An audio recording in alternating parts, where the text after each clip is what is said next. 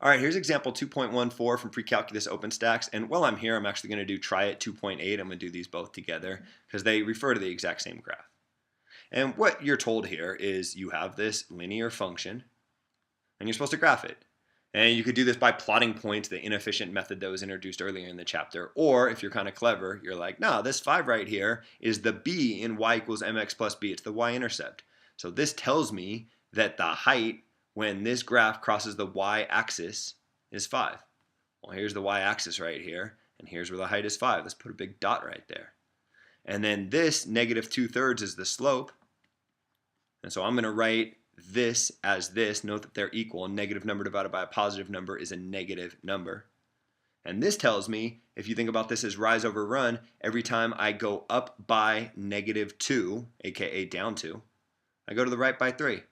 So from this point, go down 2, right 3, that gives you this point. It's everything you need. Your book did it again, and there's nothing wrong with doing it again, but you don't have to do it again. You got 2 points, you got everything you need, connect them with a straight line, you're done.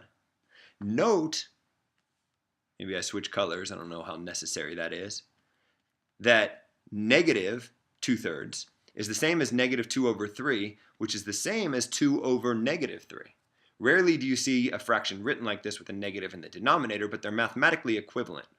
Why am I harping on this? Well, I can use this to figure out rise over run. I could have done that same problem by starting here, my y-intercept of 5, and then going up by 2, because the rise, the number in the top is positive, so I go up 2, and then I go to the right by -3.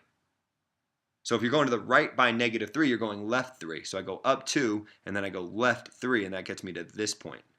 And if I just had this orange dot and this green dot, that would still be enough to draw this exact same line right here. Might be a weird way to do it, but another way you could do it, and just note that that's equivalent. Why? Because that's exactly what you're asked to do down here. Find a point on the graph we drew in this example that we just did that has a negative x value. Here's one. That'll do it. I mean, there's others. You could find others. Try to figure out what one of these points are in here. You could go to the left 3 more and up 2 more to get another point. But the easiest one to find would be this one right here. What is this point? Well, you can just kind of look at it and be like, it looks like -3, 7. If you don't want to trust that, you could say, well, this point had a height of 5, and I went up 2 from that. So if you go up 2 from 5, you're up to 7. So the y-coordinate here better be 7. And this had an x-coordinate of 0, and if you go to the 3 to the left of 0, you're over to -3. If you're still not sure, you can check this. You can say, wait a minute, is -3, 7 really on my graph? Well, let's see. If that's true, f of -3 better be equal to 7. When you put -3 into this machine, 7 better come out. Does it?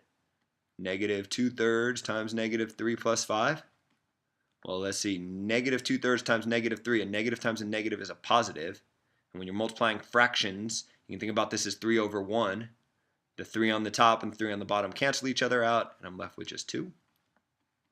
And so sure enough, f of -3 is 7. This point is on the line.